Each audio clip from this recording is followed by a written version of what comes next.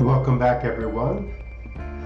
Now, if you haven't gotten to the point where you're really comfortable with what we talked about in section 6.1, go back and do a little bit more on that. Do some more exercises, watch the video again, read the section, whatever you need, because if you get this section, there's section 6.1 good, then 6.2 will be really easy, and 6.3 and 6.4 even, if you did those. There's our chapter contents, and here's what we're going to talk about, mostly the t distribution. And we use the t distribution, not 100% so, but use the t distribution. Basically, you have to remember when sigma is not known. In other words, when the population standard deviation is not known to you. That is the big difference between section 6.1, which you need to know before you go here, and 6.2. Okay, here we go. So, right at the top here, population standard deviation is unknown. And the rest is something you've heard before. The sample size is less than 30. The random variables are approximately normally distributed. In other words, if you graphed it, it would look like a bell curve. It would be hard to tell in most cases that it wasn't a normal distribution, or it wasn't, yes, normal distribution. Well, when it gets close, quite often it's a t distribution. In fact, sometimes, according to what I've read, t distribution is what you usually have instead of the z distribution. Now, here's our t value right here.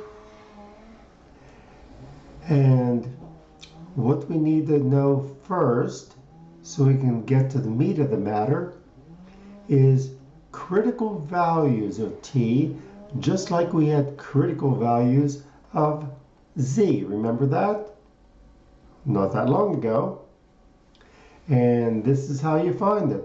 If you want the critical value for t, some particular value, then use the inverse t function, which you can find by going the second distribution on your calculator. Inverse t will be one of the options. Another thing you want to take note of is that the area you're looking for, you can find most easily, I think, because it's new to me too, is instead of trying to find what area are you interested in. Well, if you take the confidence interval, or the confidence, like 95% confidence, add 1 to that and divide that by 2, you'll get the area that you need. For example, let's suppose you want a 95% confidence. Then you'll take 0.95, that's C, plus 1 divided by 2. 0.95 plus 1 is 1.95 divided by 2, and you get 0.975, which is what you need to put in for your area. Moving on. So what does the t distribution look like? Most of this is going to look very similar because we talked about you using the z distribution. First of all, mean, median, mode, right in the middle. In the t distribution, the t value is 0. It's bell-shaped, symmetric, about that mean. Sounds familiar, right? The total area under the curve, t curve that is 1. Again, that's not new. This is new. Now, it's hard to tell whether you've got a t distribution or a z distribution just by looking at it, because here's my picture, and I'm not good at drawing pictures, so you can't tell. But even if I were, you wouldn't be able to tell whether this is z or a t distribution. Which one? Well, even though you might not be able to tell, the tails in the t distribution are thicker. Now, what does that mean? Let's draw some axes here, and we'll draw on a bell-shaped curve here. Now, what do we mean by the tails are thicker? We're talking about the areas out here on the right and out here on the left. For the t distribution, these two take up a greater part of that area of 1 that's under the total t curve. Also, and you need to remember this as well, the standard deviation on this t distribution is different depending on what the sample size is. It will be greater than 1. It's the sample size that changes what your t distribution looks like. The bigger the sample size, actually it's going to look rather close to the z distribution. The smaller it is, the more you might be able to tell that it's only a t distribution. The t distribution is a family of curves, lots of curves, just like the normal distribution is a family of curves, depending on what the standard deviation is and what the mean is. With this, the t distribution, what determines what it's going to look like is the degrees of freedom. And don't roll your eyes, it's not that difficult. In fact, to get the degrees of freedom, all you have to do is take the sample size and subtract 1, and you've got the degrees of freedom. It's that easy. But remember, with a t distribution, you need the degrees of freedom. It does make a difference. Now, here's an explanation that you probably won't quite get, but that's perfectly fine. You can do this without knowing it. The degrees of freedom are the number of free choices left after a sample statistic like x bar is calculated. That might not mean much to you, but we could talk about it in class. It's not going to really make a difference whether you know that or not. Just remember, when you use a t distribution, to estimate a population mean, the degrees of freedom are equal to 1 less than the sample size. You need to know that. Make sure you write that down and keep it with when you need to use a t distribution. Here's a picture that gives you an idea of these t distributions. These are basically the t distribution with the exception of this blue one right here. This is the standard normal curve. The other two curves are two examples of the t distribution with different degrees of freedom. Notice that this is the curve for 5 degrees of freedom, and it's not as close to the x-axis as the standard normal curve. If you drop down in degrees of freedom to only 2, it's even further away from where it is on the standard normal curve. So that's a picture of what it looks like.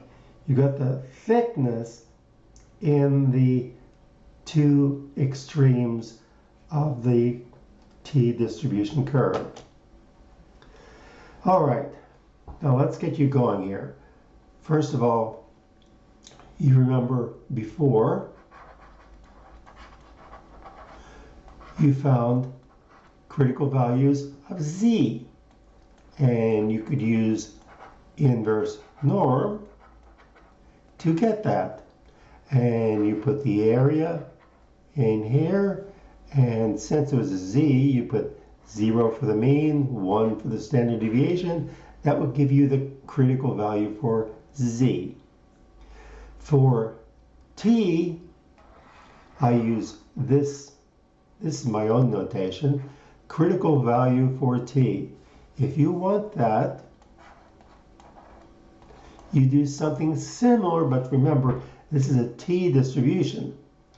So you'll use inverse t instead of inverse norm. And you put the area here, and then instead of the mean and standard deviation, you put the degrees of freedom, and that will do it. Just two parameters, and you can get the critical value for this particular t distribution. Here's a picture down here, and you might try this yourself. Use your calculator, find inverse t in the distribution menu, and put in 0.975 just for practice. Put in 14 for degrees of freedom, and this is what you should get. And in fact, I'm pretty sure those are the exact digits you'll see on your calculator. Here's a picture again. Remember, with confidence intervals, your confidence area is right in the center. So the critical region over here, color that in red because it's critical, or you might say sort of dangerous, a dangerous place to be. To find that, you've already used up 0.95. Well, what's left? 1 minus 0.95 is what's left, 0.05. But remember, as with the standard normal one, the two ends are identical because you've got the symmetry. So you take this 0.05 to get what the area is in each of the tails, divided by 2 because there's 2 tails, and there's your area in the 2 tails. Again, you can always use c plus 1 over 2 for the area, period. And I hope you've tried this. Remember, don't hesitate to pause this lecture and try it yourself. See if you can do it yourself. If you try and try and try, and this lecture didn't quite get you to the point where you need to be, then write down your question, bring it to class, or drop in the office. Hodge 238. So for the t-distribution curve, 14 degrees of freedom, 95% of the area, that's 95% confidence. It lies between t values of 2.145 and negative 2.145. These are your critical t values. In words, you might want to copy these down because just reading them really doesn't usually help you get it into your mind as something you need to remember. First of all, you should be looking for, do I know the population standard deviation? If you don't, then you need to know two things. Is the sample random, which we need all the time, and also, do we also know that the population is normally distributed? Are we told that? If we're not told that, then we have to make sure our sample size is at least 30. Second, once you've verified these items, you need to find three numbers for yourself. You need the sample size, that's n.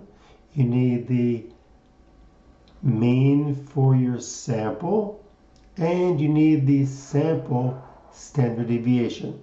Now on the calculator, it's going to look like S sub x. With those, you can find everything else. Hint, this is how x bar is found.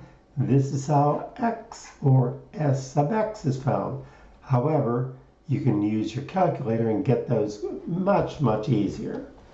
Remember, you can go to Stat, Calc, one variable stats, and you can get both of these very quickly. Once those two steps are done, find the degrees of freedom. Boy, can it get any easier than this? Just n minus 1 and you've got your degrees of freedom. Use inverse t in the TID4 to find that critical value. Remember, inverse t, just a reminder, area and degrees of freedom. And if you forget how to find the area, or you're having trouble even with a picture, remember, c plus 1 over 2 will give you the area you need for the inverse t function. With that done, number 4, find the margin of error. You can find the margin of error with this critical value of t times the sample standard deviation divided by the square root of the sample size, the square root of n. With this and with x bar, you're going to be able to find the right and left endpoints. To get the left endpoint, just subtract e from x bar. To get the right endpoint, add e to x bar. Those are your two n values, and then you've got your interval. It'll look, another way of looking at it is x minus e will be the left, x plus e, oops, that's x bar, sorry. And there's your confidence interval. All right, let's put this to work. So you might want to pause here and read through it yourself, even though I'll read it. You select 16 coffee shops, measure the temperature of the coffee sold at each one. If you're a coffee drinker, you might enjoy this. The sample mean temperature you found was 162 degrees Fahrenheit. And a standard deviation of those of 10 degrees Fahrenheit. You want a 95% confidence interval. Well, what's the first thing you ought to do? Well, I'm going to collect my information. First of all, I've got 16 coffee shops. That's the size of my sample. The mean temperature that I got was 162 degrees Fahrenheit. And our standard deviation, now remember, this is for the sample. So this is S of x. It's the sample standard deviation is 10 degrees Fahrenheit. Now we want a 95% confidence.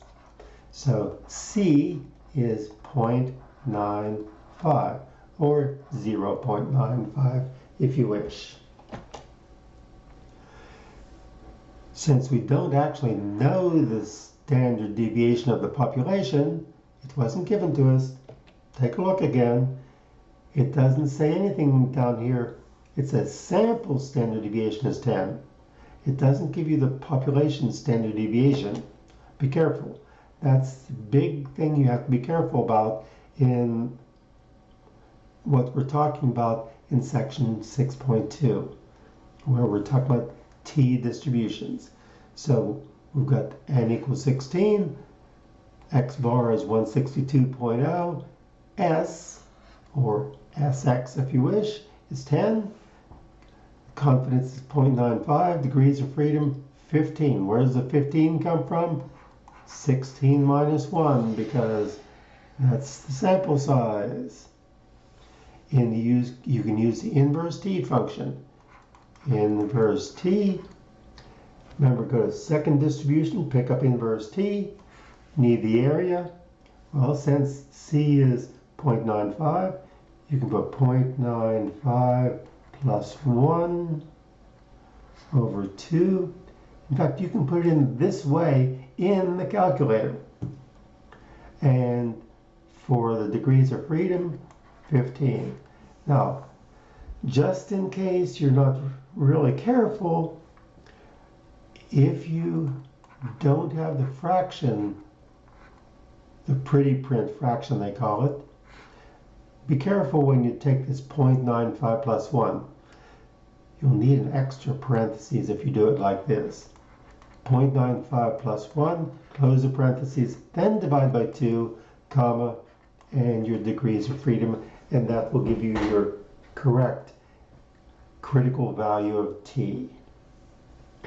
Once you've got that, to be 2.131, you want the margin of error, and here's your t sub c, here's your s sub x, and here is the square root of n, square root of 16. Let the calculator do all this work. Don't divide this out, then multiply by 2.131. The calculator can do that for you all in one step. And here's our margin of error. What do we do with the margin of error? Well, since that's the margin of error, and we had x bar of 162, we're going to subtract it from 162, add it to 162, and that will give us our endpoints for the confidence interval. So for the left endpoint, subtract e from x bar, you get 156.7. For the right endpoint, add it to 162, and 167.3 is the right endpoint. And here is your confidence interval. If you want to write it in a different form, 156.7, comma, 167.3. There's your confidence interval written a different way. Now, how can we do it using technology a little bit easier? You might think it's a lot easier. I do. So, grab your calculator. You might want to go back here and write down the numbers we had to begin with. First of all, hit stat. It's not a big surprise. That's one of the two main places we go to get our statistics information. Once you're there, move over to the test submenu, click over twice or backward once. You're going to be picking up option number 8 for the t interval. And I think this I is a capital I. Once you get there, the first thing you have to do is make sure that you have data versus stats selected. Which one of those is highlighted? If you have the data, make sure that this is highlighted. If you don't have the original data, but you do have the stats, make sure this is highlighted. Once you have that, you're going to fill out the statistics.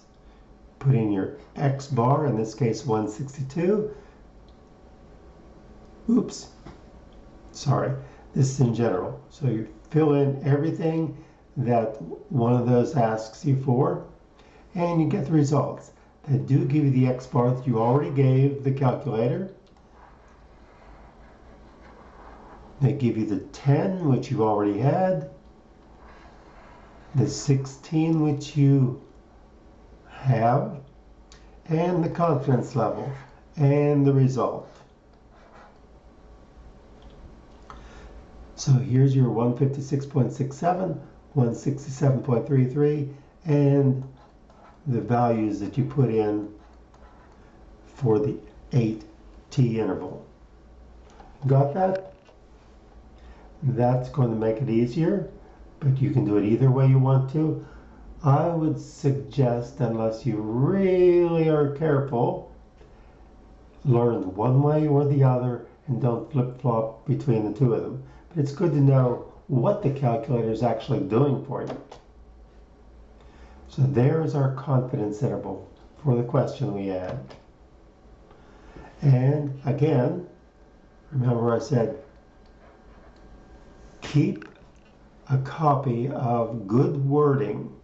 With this one, we would say, with 95% confidence, you can say the mean temperature of coffee sold at those 16, or all the coffee shops really, because the value that we got from the 16 is just a point estimate, remember? We're interested in all coffee shops. So with 95% confidence, you can say the mean temperature of coffee sold at all coffee shops is between 156.7 and 167.3. All right, let's do it ourselves. First of all, read through this. You might want to hit pause and read through it yourself. I'm going to collect this information. And where is my, there it is. Okay, you randomly select 36 cars, so it's the sample size, that's n, 36. In fact, you might want to already write what the degrees of freedom are. It's one less than that, so it'll be 35. Next, what else does it say? It says the sample mean is 9.75. So X bar is 9.75 days. What else do we need? The sample standard deviation, that's S, or S sub X, is 2.39 days. And what do we have for a confidence interval? We have 95%. So our C will be 0.95 or 0.95 if you wish. We want an, oops, sorry. My mistake. Where's my, there we go. 99%. There we go. Now we're in good shape. 95% is used so often that that was my mistake. It can be other values. It could be 99%, it could be 95, it could be 90, it could even be 80. That would be rather unusual. And the way we can do it with going the semi-calculator route, first of all, find the critical value of t. So you have inverse t. And you need the area, and remember you can just take the confidence plus 1 divided by 2, put that in there. This will be 0.99 plus 1 over 2. And you want the degrees of freedom, and if you want to, you can put the 36 minus 1 there, have the calculator do everything for you. And that'll give you the 2.724 that you need for the critical values of t. Then put the sample standard deviation in, the square root of the sample size, let the calculator do the rest. And there's your margin of error. You're going to take the 9.75, subtract the 1.09 from it, add the 1.09 to it, and that'll give you your confidence interval. The left-hand point will be 8.66, because we did the subtraction. For the right hand point, we'll add this time, we'll get 10.84. There is our confidence interval.